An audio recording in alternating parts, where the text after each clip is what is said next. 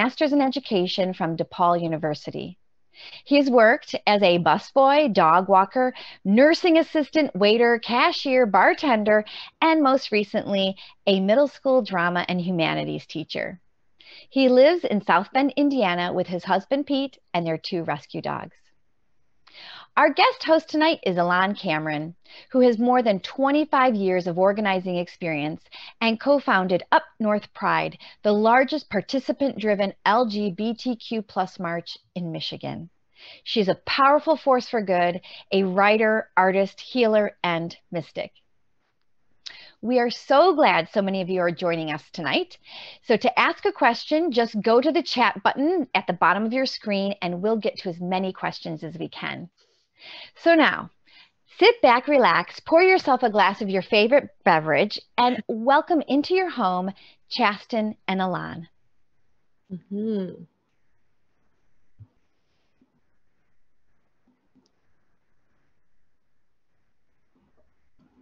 Well, hello, Chasten. I mean, Ben. Hello, Elon. Yes, so I have been informed by Chasten's publicist. Those of you who have never seen Chasten Buttigieg, I should explain, I'm not him. I'm on the board of the National Writers Series and has just been informed by his publicist that he's running a little behind. He actually has a fellowship with Harvard University. So he's teaching students there about politics and communication and is running a little behind. But luckily, that is also happening at his kitchen counter on his laptop. So as soon as he can get off of that, he'll hit the button and be right here. But his publicist has informed me he is rushing. So, Elon, it is... all of you are present for our happy futures in the making. Yes, and it is great to see you. Now. And for those of you who have not picked up the book yet, I know Horizon Book is almost out of the signed copies, but I want to also encourage you to pick up the audiobook. I personally picked that up yesterday. I listen to audiobooks when I walk in the morning.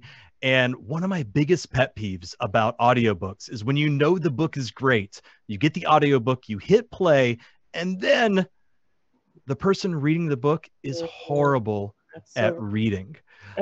Chasten has a background in theater. And so what's really, really great is he knows what he's doing when he's reading his own book. In addition to being poignant and moving and really funny. He just brings all that forward with his voice. The book is so current. I cannot recommend it enough. Elon, what have you thought about the book that you've been reading so far? You know, I've so enjoyed it. And these are things that I may repeat just because I want Chasten to hear them. But there's such an arc of an experience of someone who's moving from a place of shame to a place of pride. And that's such a powerful thing to witness. And I feel like the book itself is extremely accessible and very generous to the reader. So I think there's a lot in it that just would be a benefit for anyone, really. But especially, you know, those of us who are from Traverse City or have a history here, we have like a vested interest in knowing that this sort of hometown person is moving forward in the world and doing great things, really great things. Absolutely. What's so great is I know that he's from the area. He has parents that live right outside of Traverse City. And as you read in the book, you realize that his parents actually still live in Traverse City. So he has this really, really strong connection here. His father, I know, went back and forth. He did a lot of work jobs all across the country. And the opening chapter talks about fishing trips, which I don't know about you, but I grew up just outside of Atlanta, Georgia, in a town called Snellville. And fishing trips was such a part of my life as well. And hearing those parallels, I'm just really looking forward to digging into the rest of the book and seeing what else resonates with me. So we want to make sure everyone here knows that we want to encourage you guys. If you have questions, make sure you look at the chat function at the bottom of your screen. Our friend Jody will be going ahead and going through those and getting to those lined up for Chasten when he arrives, which should be absolutely any moment. I'm looking through down here right now. Yes, I see a lot of people coming in here asking questions about. Very curious about where Pete and Chasten bought a house, and I know that they bought a house in the area. It is it is their like lake house / beach house, so they still have a primary residence in South Bend, but they South Bend, absolutely have a secondary residence in northern Michigan. And I believe Yes, and that's where Pete will be coming, or that's where Chasten will be coming from this evening. Sorry. exactly. And as far as the exact He can address, he can sign more editions of his book tomorrow, maybe. Because yes. I know he just dropped them off at Horizon Book if you're from the Traverse City area. But yeah, he's also been very protective about that address, so we won't pry into that too much. I did find some wonderful photos of him and Pete in their home in South Bend. One of my favorite ones that I found was this one right here with their 2 rescue dogs, which I absolutely love that they support that. My personal dog, Scooter, is also a rescue dog who I can show off here, which everyone loves Scooter. But yes, so Chasten and Pete's 2 rescue dogs right there. I wish I had a picture of Gertrude that I could throw up there. Oh, look at those 2. But that is the Buttigieg pooches. So moving right along here. Let's see, we're doing time here. I'm getting messages from people. The publicist says he's getting closer. So wonderful. That's great. But yeah, so we're looking here at the questions we have down here in the panelist chat. And you know what's actually great is one of the things that as I'm reading the book, Chasten is exceptionally real and present in the moment. You never feel like he's playing the part of a politician. You feel like he's a normal person. And a lot of, I think what's brought him success and fame, especially in social media, is he doesn't give your typical answers of someone who is in politics. He doesn't say what's necessarily what you would think as, PC. He says answers, right? I mean, exactly. And if you don't, and if you don't follow Chasten, we want to encourage you to, because I believe he has almost 500,000 followers on Twitter and more than 250,000 on Instagram right now. Nice. See here. And we've been told I'm AccuNerd on Instagram if any of you wish to follow me. One of the things that I really appreciate that he talks about early on in the campaign part of his story is the difference between doing it right and being himself. And there was this period of time, albeit brief, in the beginning where he was very worried about doing it right. He wanted to do right by his partner, at the time spouse. And there was a lot of concern about being the right kind of spouse. Oh, here he comes. I believe this is him. I really appreciated that he spoke very openly about that transition from the mindset of being like, okay, I have to do everything right, to I can just be authentically myself. And there he is at that moment. Perfect timing, Chasten, as usual. I am going to buy you guys dinner because you just had to sit there and all 600 of us for 10 minutes. I'm so sorry. Oh, no, do you feel like you walked in a room when people were just talking about you? Because that's absolutely what was happening right now. Don't bring me in. Don't keep going. Do the whole book talk, and then I can get dinner. Well, Chasten, Elon, everyone is here to listen to you two talk, so I'm going to hop off. Chasten, can't wait. Great to see you. And I have all your photos ready. Just say which ones you want, and I'll bring them up. Thank you. Oh, here. Thanks, Ben. Yeah, there were no spoilers. We just sort of talked about things in the book as if you were here. Oh. So welcome, Chasten. I'm so happy to have you here at the National Writers Series, and especially to know that you're back here in Northern Michigan. Yes. Yeah, I love it. I couldn't help but wonder how much, if that was influenced at all, selfishly from my own perspective, by your experience of coming to Pride, if that had an impact on you with regard to the decision. I know that you and Pete bought a vacation home up here, and I wondered how much of an effect that had. Well, I mean, Pride last year with you, I mean, it was incredible. And Pride with you was incredible. It was so beautiful to see Traverse City celebrating in that way. And I attended a bunch of Prides last year on the campaign trail, and Traverse City, not only because it was my hometown was it so special, but it was so special because it wasn't corporate. Right. There, no corporate sponsorships, no big marching bands, no floats. It was just thousands of people marching down Front Street saying, here I am, see me and treat me equally, and this is who we are. And when Peter and I were talking about maybe getting a little lake house to escape to, I mean, I've always wanted to come back to Traverse City in some capacity. You know, my family's here. I'm a very family oriented person. I think they're having a little watch party across town with those morsels. Grapefruited judges, which is awesome. You know, and this is home. It will always be home. And Peter loves it up here. And so I'm glad we got a little sliver of respite up here. Well, I'm so glad for that too. I know that there was maybe a time in your life when you wouldn't have felt that Northern Michigan was as welcoming to you as it is now. And I'm glad for all the things that led to that. One of the really beautiful things about your book, and for those of you who don't know, this book is available at Horizon Books. They sold out today, but they will have more copies tomorrow at noon, which I don't expect will necessarily be signed, but you know. And then they'll have more on Monday. So if you can't make it tomorrow at noon, then you can make it on Monday. And if you mention the National Writers Series, there's a 20% discount on the book. So make sure you order it. If you are not in Traverse City, you can also go online, Horizon Books. One of the things I love about your book so much, Chasten, is that it is a profound coming of age story, of course, but also one that takes us from a place of such profound and in some ways very affecting shame to one of very profound and very affecting, in a positive way, pride.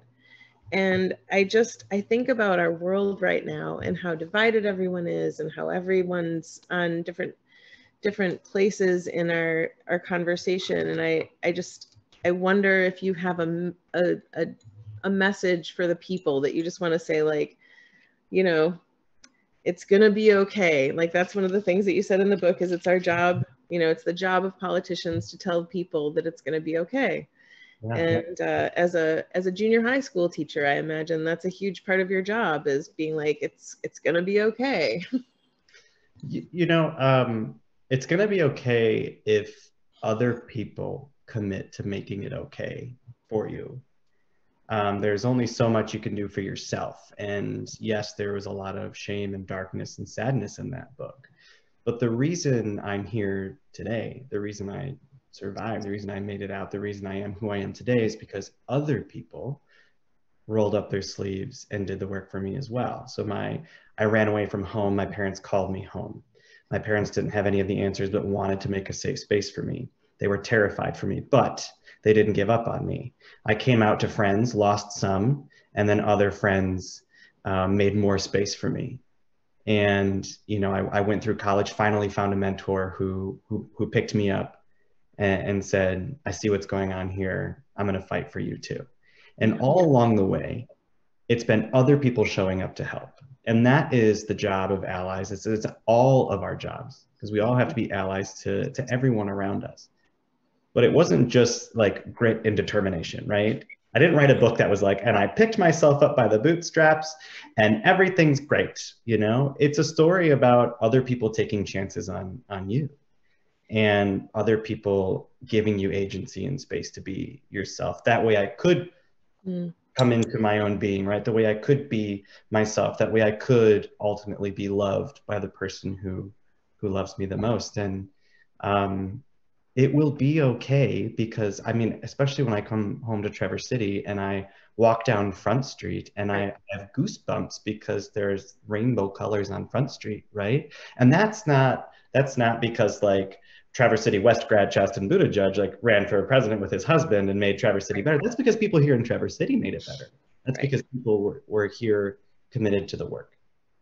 Well, we founded Up North Pride in 2014, and I read that portion of your book to my spouse tearfully, just because we moved back here and knew that it was a necessity. So I love the fact that your story is a success story and is one of celebration, and is one of, you know, it's not a story of someone who met life's challenges and then said, okay, I'm going to lay down and give up. But I do think that it's also interesting, you know, that here we are in this town that both of us graduated from high school. I graduated from high school much earlier than you, my fine young man friend. And it was very difficult to be queer in Traverse City then. You know, I graduated in 1991. And I think even the changes that have happened since you graduated have been really notable. But it is a challenge to us as adults and as citizens to be aware of the needs of people who have fewer resources. And I think that's sort of what you're saying, is like a lot of your success comes from people who had more privilege than you did, kind of sticking their necks out for you. Yeah, absolutely. And that's awesome.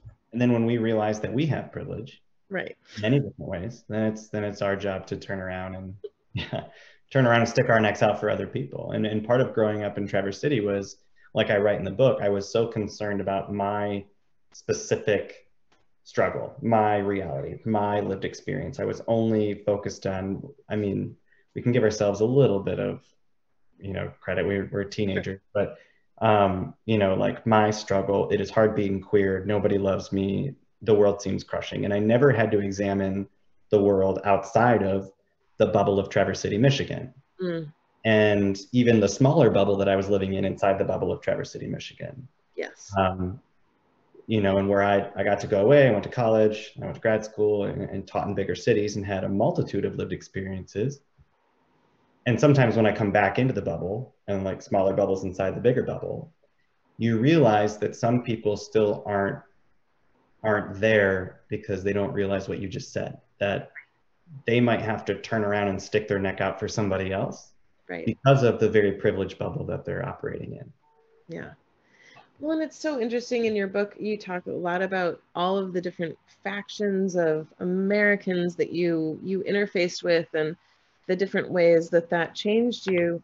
I wonder if there's anything that kind of coming home, having published your memoir, that is like, you know, glaringly obvious from the campaign trail, or something that just comes with you every day, like something that you think of every day. You're just like, oh, that was the thing that I had to write down.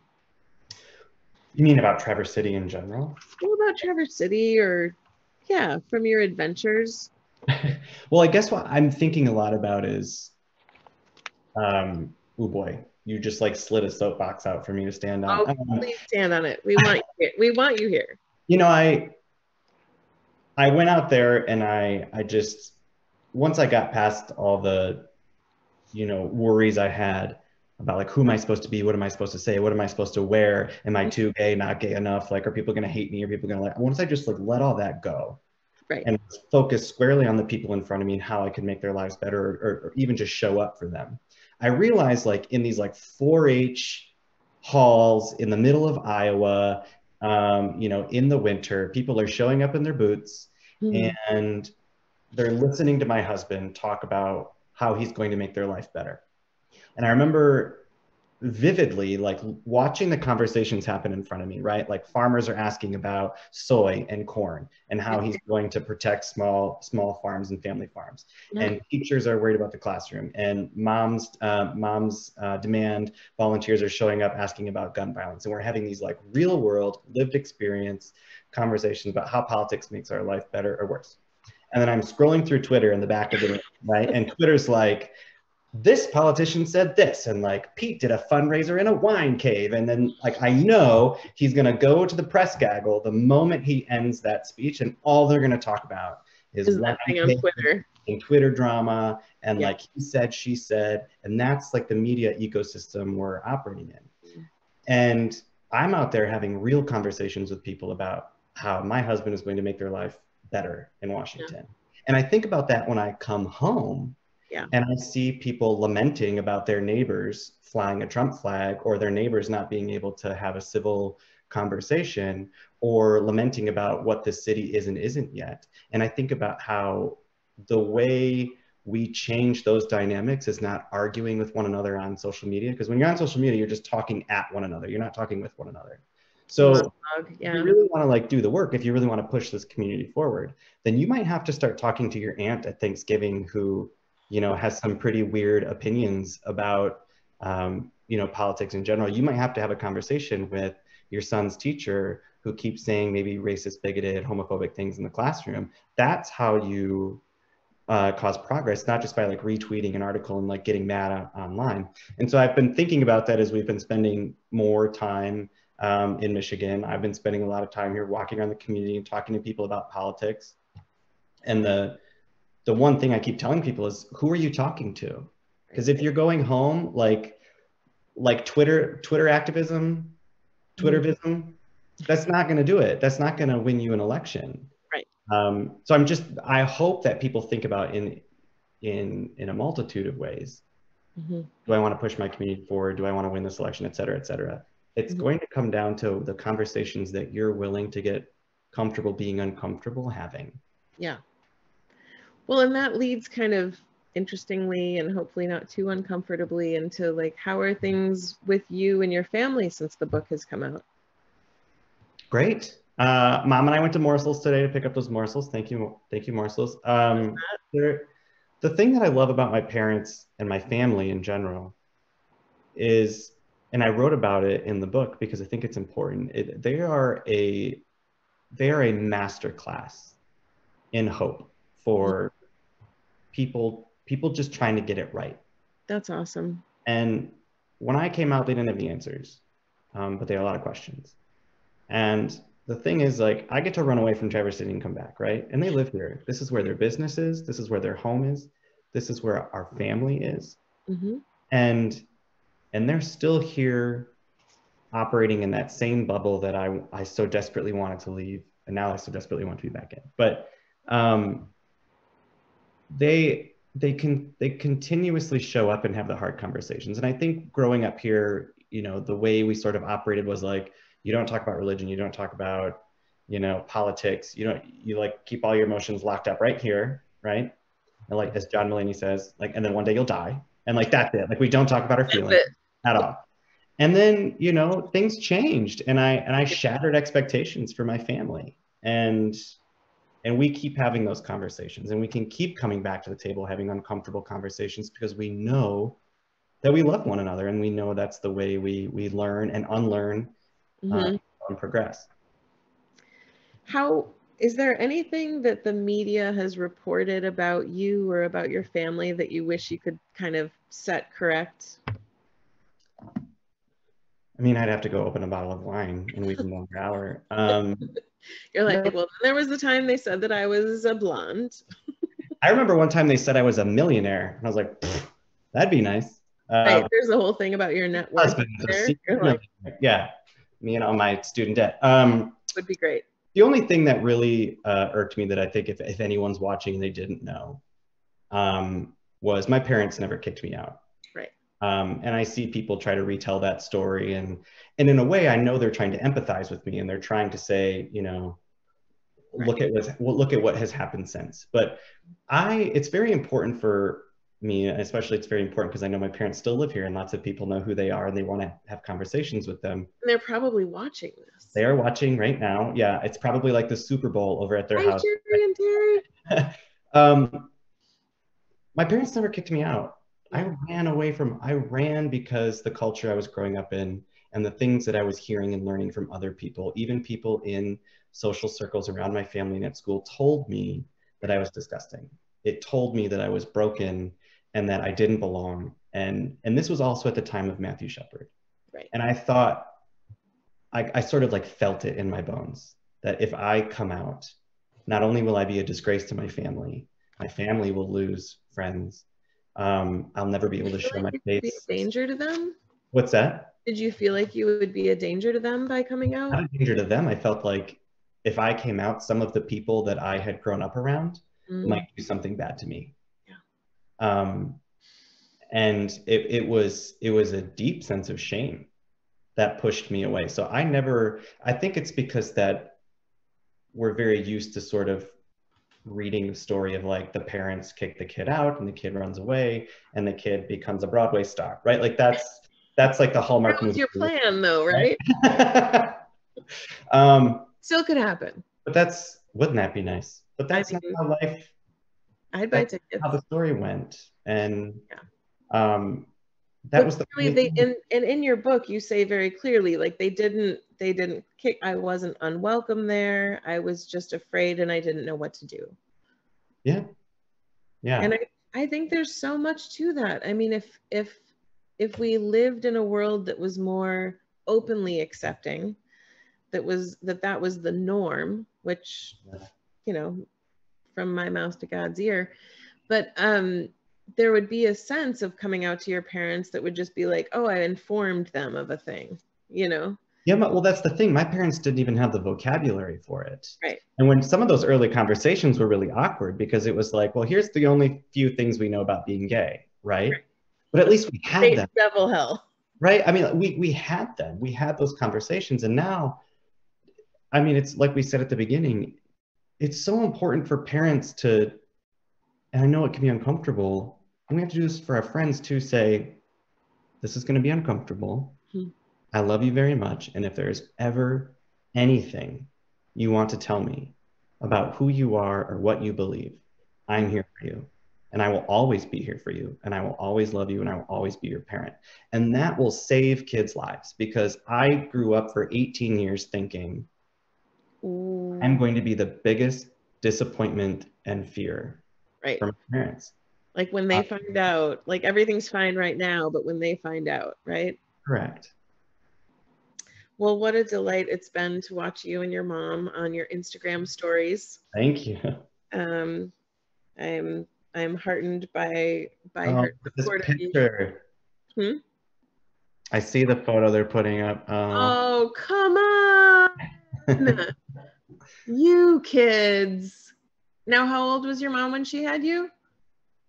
I believe my mom was 22 when she had me. Wow. Yeah. There you go. Was there, I know that Pete has a book coming out in the fall. There's this cute image in my head of the two of you with like desks facing each other, kind of like, I don't know, playing some like, you know, virtual game of who finishes their book first. Did you spend any of your time writing your book together? I wrote most of, I mean, the thing I did mine first. So privileged to have during the isolation is space, right? I made a little office upstairs. He had one downstairs, and we never shared. So when he wrote his first book, he never shared the chapter about me, and I never shared the chapter about him. But beyond that, I really needed his help because I'm still sort of a political newbie. So everyone was reading the book, you know, the legal team was reading the book, and, you know, the political team's reading the book. And so there was nothing hidden that came out in your book that you're like, already there'd been 50 people who read it. There's been, I mean, there were a lot of opinions, but I said, you know, I'm writing the book I want to write. And thank God that Pete was like, write that book, because nobody, you know, that people don't write books like that in politics. Right. And, you know, people had some strong opinions about what you should share and what you shouldn't share. But Pete was very helpful towards the end when I, you know, finally said, okay, I think this is it, you know, and there were a couple times where he would say, this isn't complete. This isn't even close to complete, because I know you have more to say about this. And then also, I didn't want to write a burn book. You know, this book isn't about dragging people through the mud and making people feel bad about anything. Yourself, I would say, because I feel like there's a way that you could kind of take some of your past and be pretty, you know, self-deprecating with it. Oh, for sure. I just wanted, and Pete was very helpful with this. Good. I want the reader to feel what I was feeling. I don't want the reader to focus on the person that caused the pain. I want them to feel the pain with me. And all I want them to focus on is the thing that I was feeling and not the person who caused those feelings, if that makes sense. I think you really succeeded, Chasten. I think it's a beautiful book. It's very accessible. You're generous with your audience. It's very readable. And a lot of the things in the book are so universal. And that was one of the things that I was wondering is, do you keep a journal, or did you keep a journal while you were on the campaign trail? Because there's some things that you're like, wow, you thought that was a good memory. Yeah, it was helpful to go back. I talked with my body woman, Emily, quite a bit afterwards, but the best journal was Google Cal. You know, I would go back and go through my days and see these days that like, 4 a.m. and ended at midnight, and just kind of, oh yeah, I went there. Oh yeah, I went there. I'd find like random notes on my phone. You know, I was not very good at journaling along the way. I wish I would have been better at journaling, but I was also writing the book while we were on the campaign trail. So a lot of it was making its way into early drafts. Like just capturing moments as they happened and such. Oh, you'd have these like hilarious moments, and I would look to Emily and I'd be like, don't let me forget that. Or That really you know, happened. you'd get in the car and be like, you know, like I have to write this right now or it's gonna go away. Oh, look, this picture. This is one of my favorite photos of the campaign. Not just because I look cute in that sweater, but this is like, this is, you know, this was your life. You get off a bus, and on the bus we're journalists, and then like you get off and there's all these cameras and staffers, and everything you do is on camera, right? And that's what I wanted people to feel in the book, was just like that pressure of always being on. And I remember right where we were getting ready to walk into a pancake house. Nice. In New Hampshire. You're like, we're about to have some amazing pancakes. Oh no, you never eat. Yeah, you didn't get to eat. You were just went Never to get to eat. pancake house. Oh, I feel like your story has such universal experiences in it. Some, you know, housing insecurity. You know, I grew up working class as well. Enormous student debt. Limited freedoms. There's a part of me that just can't help but wonder what your current self would say to your younger self who was in such a state of shame and fear around those things. Is there a message you would send young Chasten to just be like, you know, your, hey, it gets better message, but to yourself? Yeah, someone asked me in one of the first interviews about the book, something I wasn't expecting. They asked about, you know, you write about suicidal thoughts. And I said, yeah, I feel like, you know, people with positions of power don't really talk about that. You know, people don't really open up about mental health. And then they asked me, so why did you stick around? Why did you hang on? And I know that I so desperately wanted to know what good felt like, because everything felt like a lie. Everything was, you know, I'm going to do this to impress my parents. I'm going to be on the honor roll to impress my parents. I'm going to be in 4-H so I can blend in with like the roughneck boys, and so nobody beats me up and everyone sees me as, you know, a good country boy. And I'm going to do everything that I feel like I can do to blend in. And it just all felt like such a lie. And I just wanted to know what it felt like on the other side. What would good feel like? What would it feel like to just know who I am and feel good about it, instead of always trying to be something that other people wanted me to be. And now that I know what good feels like, you know, if I could go back and look at that kid and put my hand on his shoulder and just tell him what good feels like, the way love feels like when someone sees you for who you are, and when your family embraces your quirkiness and your awkwardness and they love. I was so afraid to like dance to Cher, and like I know I did it in front of my mom a lot, you know, like, but then I always felt like, is she ashamed of me? Is this bad if I like sing show tunes or laugh at Ellen DeGeneres on TV? Or, you know, it was all just like this constant shame and fear. And like now that I am surrounded by this family that loves me, and this husband who loves me, and in a job that makes me feel fulfilled, and I get to go to bed at night knowing like I'm doing the work that makes me feel good, I guess I would just tell young Chasten, like, just you wait. I mean, I know you're thinking about, like, hold on, buddy. Honestly, you know, it's because when it's good, it's so good. I love what you said in your book when you said, I spent most of my life believing I'd keep these stories locked up forever, often feeling that they would be what prevented me from being anything other than broken. Yeah. I tear up thinking about that. But don't we all feel, because we live in a society that tells us if it's not golden, it's broken. And it's, you know, oh, you have student debt, broken, medical debt, broken, you got your heart broken, you know, broken person, you have cancer, you're broken. I mean, I think of all of the things that even my family feels, right? That you are not a full human being. And that's just not, it's not true. And I felt so free when I was finally like, you know what? I've got a lot of student debt, and I've got a lot of medical debt, and you know, people have broken my heart and taken advantage of me, and I didn't know what I wanted to be when I grew up until 5 years ago when I went back to grad school. You know, It's not a shameful thing at 26. But how often are we told that you should feel shameful for not having it all figured out? Right. Right. But I think there's so much in your story of even like how you were looking for a significant other that was just like, oh yeah, guys at 22 aren't into that. You know? No. Oh my God. I mean, some of it you just like just so many age more chapters appropriate. that time in life, you know, because you go on these dates and you're like, what did you do? And they're like, oh, I went to law school and now I'm a lawyer at doobity doop ampersand and whatever. And like like, oh, that's cool. I'm renting my apartment on Airbnb and I'm a substitute teacher and I've got like $100,000 in debt because I went to the emergency room. You know, it's like one time.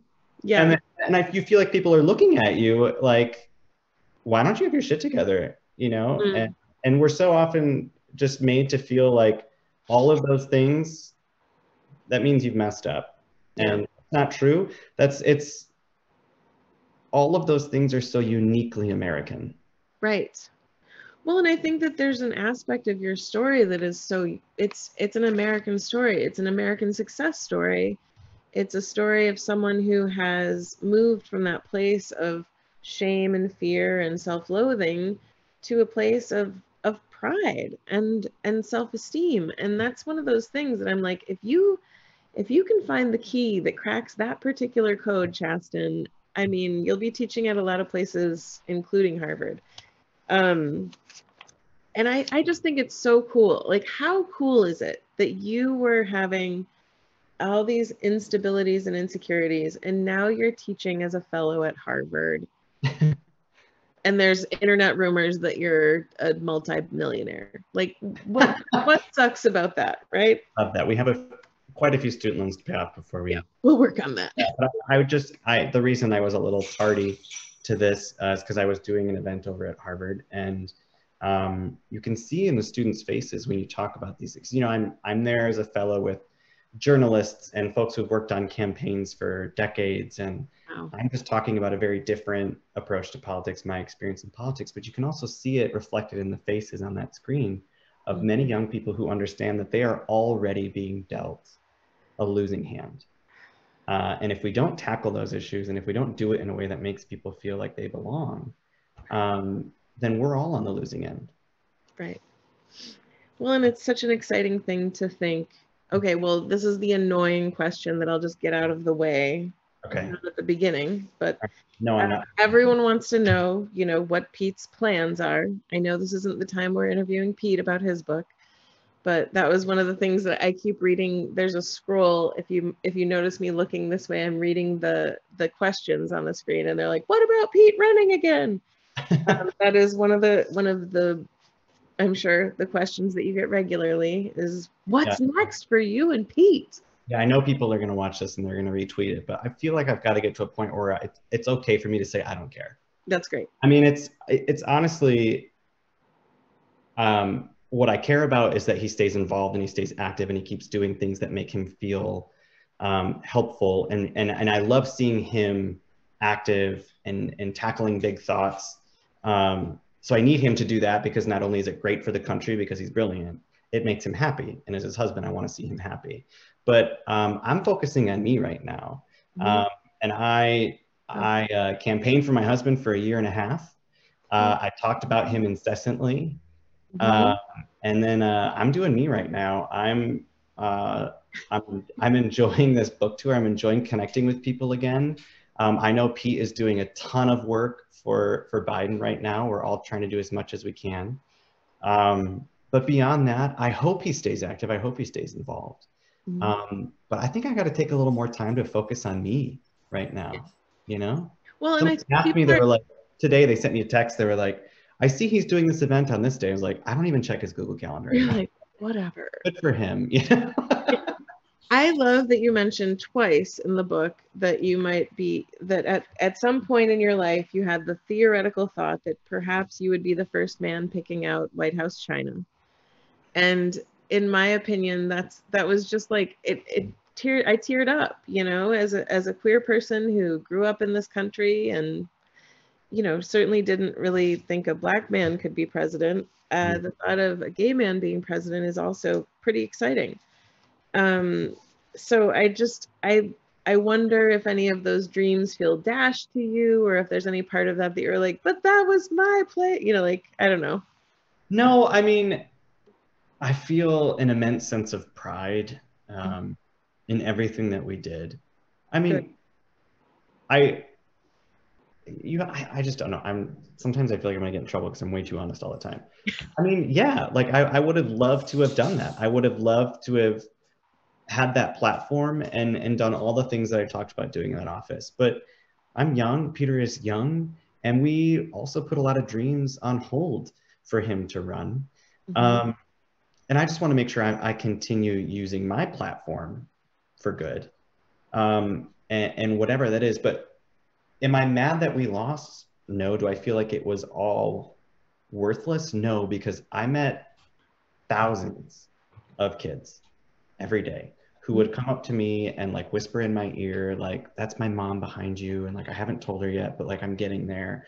Or parents who would come up and share with us that their kid held on a little bit longer because they thought this country was actually going to be a place where they felt like they belonged. We would meet couples who were twice our age, if not more, tell us they never imagined this day would come. And when people share that with you, that your campaign, the visibility of your campaign has saved their life. Yeah. That's I got to do that every day. Yeah. Every single day I got to hug someone who shared their fears and their worries and their anxieties about themselves and their truths.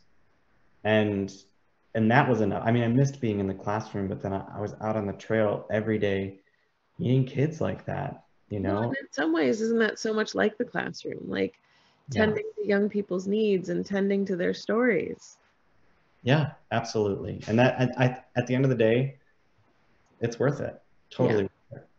Well, I will hope for the best and be prepared to see you and Pete in many different ways as time unrolls, and we'll get to know you better.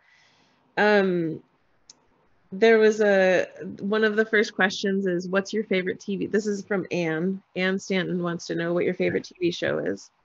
Right now I'm watching Schitt's Creek because I didn't get to finish it on the campaign trail. So Pete and I are watching that together. Which doesn't that kind of, and for those of you who don't know, I don't mean to be rude, but did that inform any of your walking out on stage to Simply the Best by Tina Turner? Was that all like a moment for you when you were watching Schitt's Creek, or no?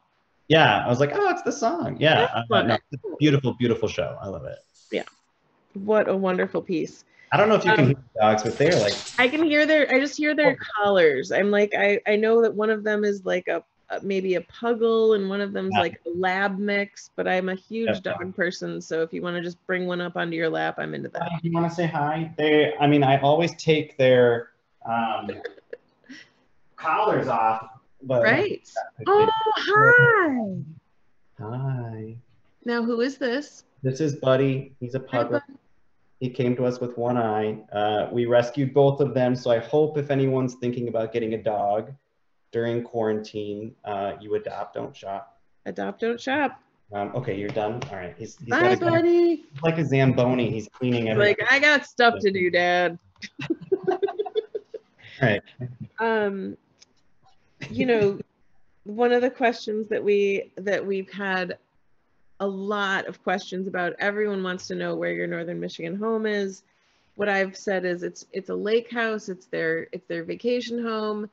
That's all you need to know. So anyway, Mary McGonigal wanted Chasten to know, so proud of you, from Mrs. M from Blair.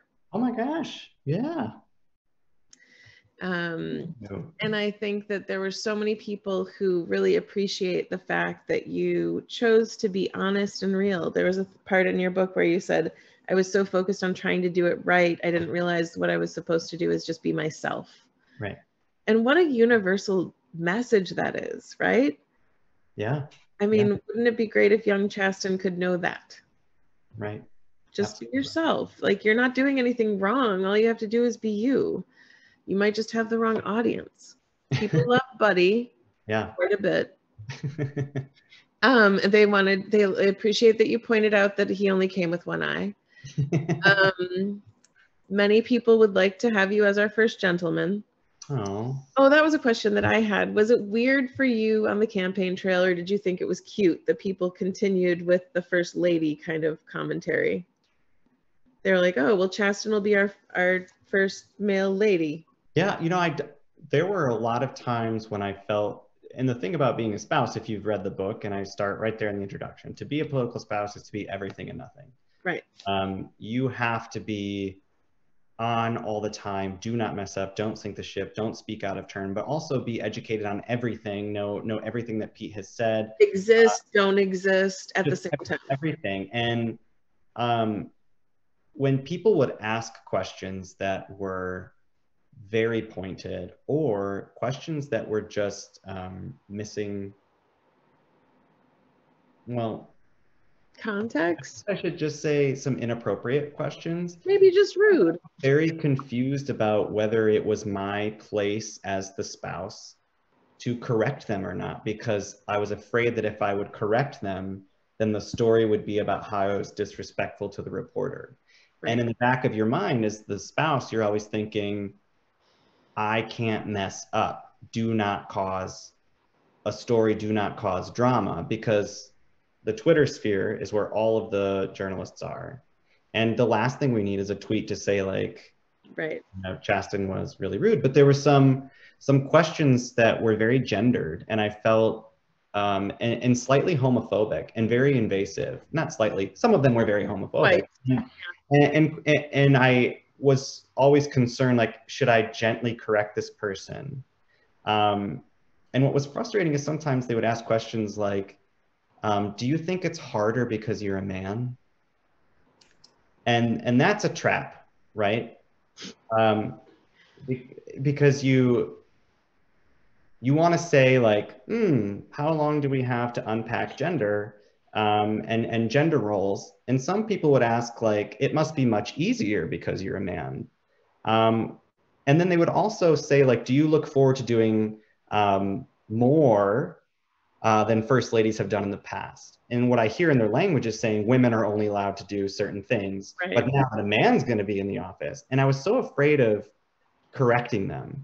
Mm-hmm. But sometimes I would. And so like the cute language of like, you're going to be the first lady.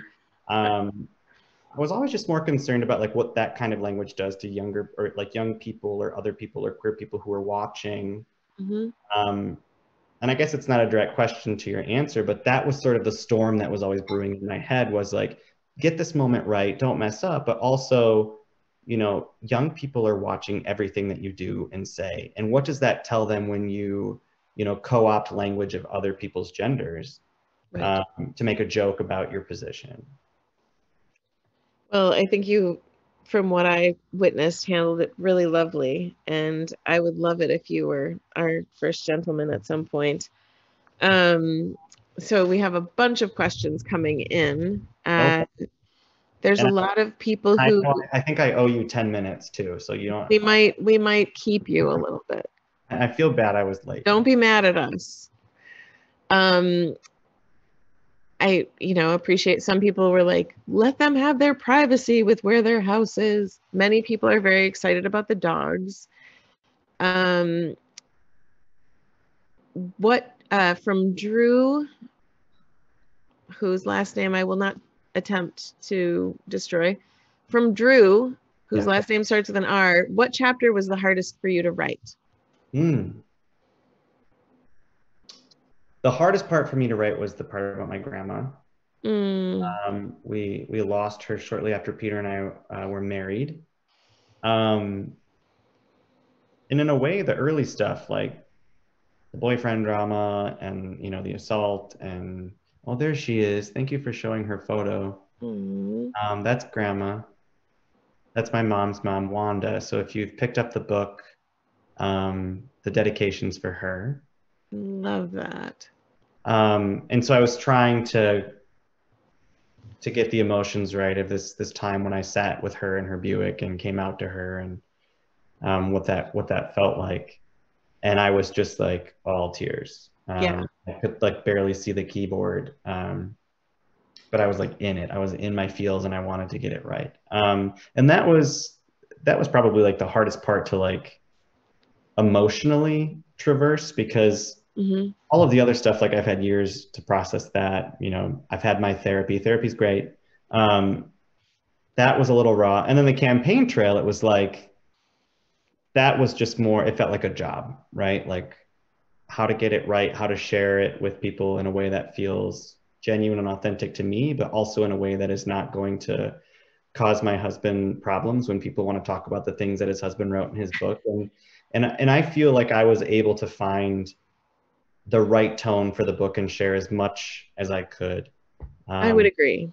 Yeah. It's a lovely piece. And for anyone who hasn't yet picked up a copy, Horizon Books has a discount. National Writers Series available online. More copies arriving tomorrow. Leah B has a question for you, which was, what was something that you learned about the United States during your time as an exchange student? You know, even as an exchange student, you have, so I went on the Congress Bundestag Youth Exchange Program, which was started in the 80s, trying to get some cross-cultural, oh my God, we're showing that, aren't we? So good. You know, cross-cultural understanding between the two countries. And I didn't realize that, you know, they talked about being an ambassador of your country. I didn't realize like I was the first American that a lot of people were going to meet. Right. And even at 17 years old, what a responsibility that is. And I remember, I almost got the crap kicked out of me on a bus once because the kids had a very strong opinion about our president at the time, and the war. And you are all of a sudden an ambassador of your country and explaining war to other kids your age on the other side of the world.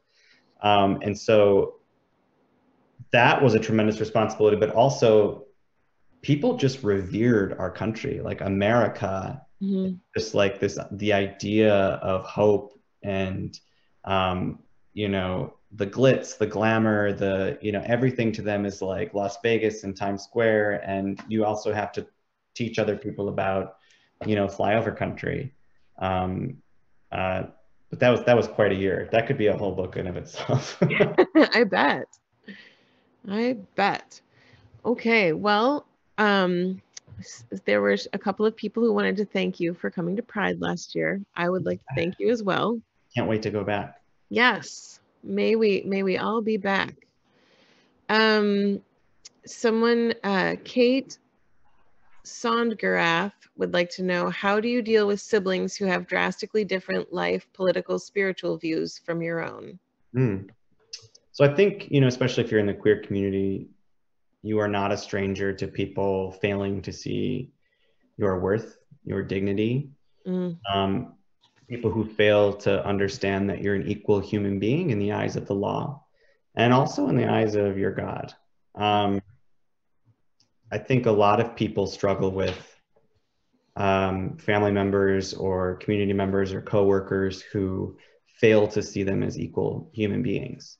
And so I guess when you're pursuing conversations or relationships with people, or you're navigating those relationships, and I got this question a lot on the campaign trail, you know, what do I do about my parents who aren't really accepting, or what do I do about, you know, this coworker who keeps saying these things about me and my wife? Those conversations are only worth having if you feel safe having them. And eventually, you know, because if you feel like that person might be open to understanding or might be open to some, you know, constructive feedback, then it's worth pursuing, right? We've all had that coworker who's like, not worth pursuing. There's not enough time or prayer, you know? And so I guess you'd start there, right? But then I would meet with people who would talk about, you know, they're in their 30s, their 40s, their parents have never seen them as equals. I guess there comes up, and I'm sorry if this is pessimistic, there comes a time in your life when you've got to decide what you're going to keep carrying. And are those people worth carrying? Because that's a lot of weight. Mm-hmm. That's very heavy to go to bed every night knowing that there are people in your life that you're holding on to who don't think that you're equal, who don't think that you deserve to be married, who don't think you deserve equal protection in housing or employment, who think that you are a creature unmade by God. Yeah. And eventually you've got to decide, can I let that person go? And I had to get there in my own life, thinking, you know what? I've got good. I found good. And if you're not willing to share in that good with me, bye, you know, because what's it to you? I mean, what are you getting out of it?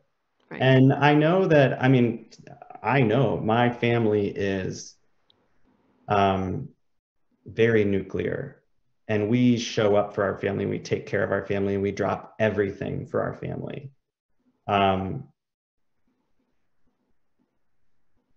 But if there's also someone who is unwilling to see your humanity,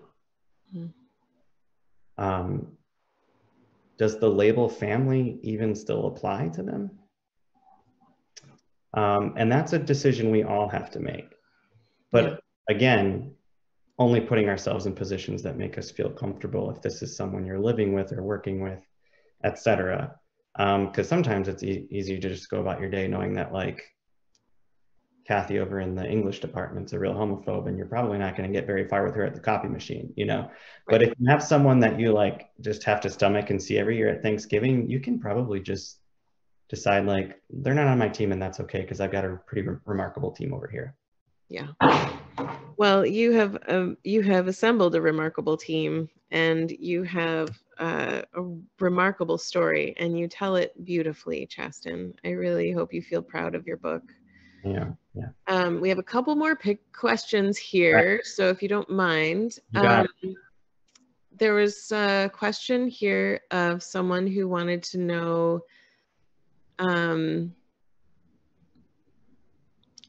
talking about medical expenses and how difficult it is to kind of pay for those sorts of things. Just the person notes, you know, it's really not a shame to have medical expenses. It's a shame that we have to be ashamed that we have medical expenses. I was just wondering if you had any comment on that. Just it's such a common experience, something that so many Americans face. Yeah, I just went to the doctor today, and it's always in the background, like, God, I hope, you know, everything's covered. Right. We shouldn't have to operate. We shouldn't have to live with that fear. It was painful growing up, going through the drive-through at Walgreens. Yeah. And having the woman say, like, oh, you know, Sherry, my mom, it looks like this one, you know, Blue Cross isn't picking it up. So did you want to pay with card or check or cash today? You know, like, oh, how much is it? It's like, it's $2,300. Like, right. And your mom has had a skin cancer condition that's been... Yeah, mom has a pretty rare form of skin cancer. You know, so most people have like a spot or two. She has hundreds, and they regenerate, they come back. You know, it's getting worse and worse. And so as a kid, watching her sort of navigate all of the, and especially in the early days when we didn't know exactly what was going on. And, right. You know, and even that one night I went to the emergency room, I try not to paint it with too much color in the book, because we all don't need all those details. But, you know, you're in a position where you're like, I really need to go to the emergency room. And the whole time you're there, you're not thinking like, I hope I'm going to live. You're thinking, I hope I'm going to survive the bill. Right. After that. And people I hope I can afford this. Right. People shouldn't have to, and I believe it. That's why our country needs to move in the direction of universal health care. But we don't have enough time to have that debate. Well, there's a couple. Yeah, let's get to education next. Yeah. I mean, that's one of the areas that I do think a lot of these questions come into.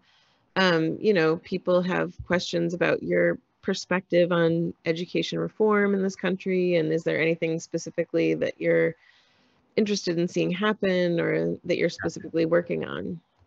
Yeah, I mean, I think Peter stole my line on the campaign trail, but we should, you know, be treating our teachers more like we treat our soldiers and paying them more like we pay our doctors. I would love to see, you know, some federal weight behind that. I would love to see, you know, our training programs revamped. I would love to see it be an easier field for people to go into and a less expensive field to study. Less testing, because testing only tells you so much. And I feel like if we're equating what a school's worth is to how a student took a test one day, then we're not really invested in their growth. I would love to see children be afforded the opportunity to experience the arts more. The arts saved my life. It was my only safe space in school. Oh man, get off the soapbox, Jess. So we don't have all night. Well, I would like to loan you a little tidbit, which is I always say that the arts are the fourth wing of government because they make a record of what's happening. Yeah. And I mean, I think imagine going through all of this past year. Yeah. Without your Netflix subscription, without being able to watch television or movies or listen to new music. I mean, this country relies on the arts and we need to invest in them. Yes. A question that was repeated a couple of times initially from Sarah Hard. As a fellow teacher, any advice for virtual learning and teaching? Any thoughts on students' mental health during this time? Yeah, depending on your grade. So I've been thinking about, you know, if I was back in the middle school classroom, what would I be thinking about? A few things is just cut yourself a ton of slack. This is new for everybody. So I think it's really important that you be upfront and honest with your students. Like, I don't know everything about Zoom. I don't know everything about the internet. Like, it's going to suck. You can make fun of me. It's fine. But like, we're all in this together and we all don't want to be doing this. Don't gauge student participation by the looks on their face. I have resting teacher face, also known as something else. And sometimes I catch myself on Zoom and I'll be like, you know, because I'm listening intently. Sure. And then you see your face on Zoom and you realize like, oh, people might think I'm really mad. So don't make kids turn on their camera if they don't want to turn on their camera. I mean, this is going to be really uncomfortable because you're asking kids to take you into their home. And that can be really vulnerable for other kids. And so there's going to be a really big learning curve for everyone before you might even get to the learning. And it's really important to build their trust via the virtual platforms. But cut yourself some slack. Parents too, if you're homeschooling or, you know, everyone's got full-time jobs and you're trying to run a house. I mean, so what if your kid hasn't stuck to a strict regimen for you know, learning? Just spark their curiosity and keep going with them. But you got to be in it together. Yeah. Well, we have a note here from Lynn Larson, local beloved high school teacher. Oh, she taught my parents. And she said, I had both of Chasten's parents as students at TC Central and me. I want to assure him that they didn't know exactly what they wanted to do when they were 17-year-olds either. They are good, fine people. Yes, they are. Isn't that lovely to hear from one of their teachers? Yeah. Who's profoundly liberal, by the way. Interesting. Anyway. So this is your first book. Yeah. I can't help but wonder, was writing this book kind of like a birthing experience where you like, okay, after that's over, I don't want to do that again, or I can't wait to do that again. Like, people have different experiences about their first book. I did not think I could write a book. And so, you know, when people, the publisher, you know, the agent, they're all pushing you to write a book. And I just did not feel, again, like political espousing, I just didn't feel like I could do it. And I ultimately just wrote a book my way. And I was really nervous that people wouldn't like it because I felt this pressure, sort of the same way I felt the pressure to be a certain type of person on the political campaign trail. Stepping into, you know, books. My husband wrote an amazing book, which was like reviewed as like the best political memoir since Barack Obama's. It was like, okay, I don't write like that. That's not who I am. And I'm not going to write a book like that. I'm not going to, you know, I'm not going to use 5 adjectives to describe like the wind the morning he wrote his book, right? I mean, that's the thing, is you wrote your book. He wrote his book, I wrote my book. And I think to know me is to know that I'm a little all over the place. I'm pretty loud. I love entertaining people, and I wanted people to feel like, okay, if we were like going out to get coffee or we're getting a drink and you're sitting across from me and you were just like, so like, what's your life? That's how I see people in the comments saying that shade. That's not shade. That was not shade. He's a brilliant human being that writes a very different way than I do. Right. And I finally found power in my own voice. Not just the story, but my voice. So like, this is the book I'm going to write. And I want people to just feel like they're getting to know me and I'm telling them stories. And I really hoped that it would be like a breezy read, a quick read, and just like punch you in the gut with the feelings and then like move on and go to something else, and like, this is my life. And it's not well packaged. There's not like a pretty little bow on top, and I feel like people don't write books like that there's, well, I think, it can be muddy and sticky and confusing and awkward. And I wish I would have had that book when I was younger. And so that's just absolutely the book that I wanted to write. And I did, and I'm glad my husband encouraged me to do it. And I'm so glad my editor saw that. And, yes, people believed in that. Well, and I think you can believe in your book because in telling your story in an intimate and personal way, you share universal truths. I mean, who doesn't need that message? Even people who are maybe feeling successful and nailing it, that, sometimes you feel like you're just lost and not doing it right. Yeah. And I think that there's some real beauty in that. And looking at you now, you're such a charismatic and self-possessed fellow. I mean, it's like, okay, of course you're teaching at Harvard, right? Like, are you also on a daytime soap opera maybe? Because that's next. People have a lot of questions about the Harvard gig. Everyone's like, Harvard, Harvard, Harvard. So do you have anything in particular that you would like to share about that experience? Or yeah, it's just the Institute of Politics at the Kennedy School at Harvard. And we just host, I'm not teaching a class, it's just a fellowship. So we host a study group, and it's basically me, just a fellowship.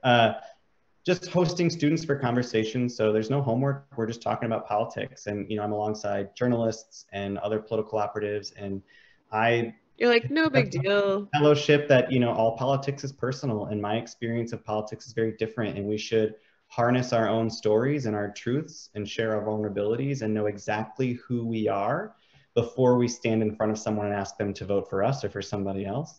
Right. So it's just a very different take. And, I'm really pleased that they believed in that take.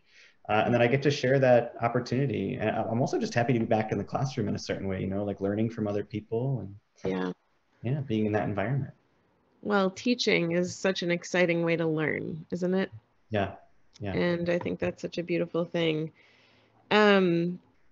Any last bits that you'd like to share with the beloved audience who's just showering you with most of the comments here, just so you're like, great smile, we love you, Chasten, you're so awesome. And then when you said the thing about shade, it was like 30 comments, shade, shade, shade, shade, shade, shade. Like everyone's like, yes, just so you know. I would never throw shade at my husband. Maybe just once. I'm so grateful to this community. And the people who make it what it is. And I know it can be pretty dark out there. And it's not always what we want it to be.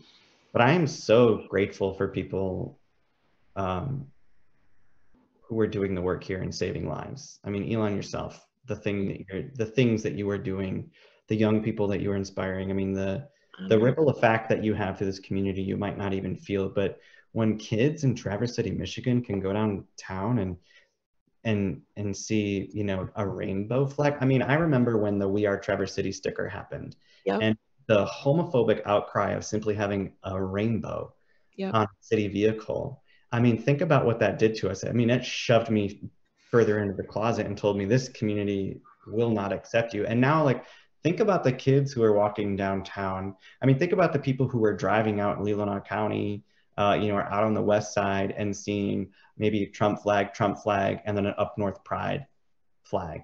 What that means at the end of somebody's rural country driveway when you are a kid riding in the backseat of your parents' car, thinking terrible things about yourself because you're not sure if this community is going to love you or not. So my gratitude to everyone in Traverse City who is taking a risk and helping Traverse City become a better version of itself.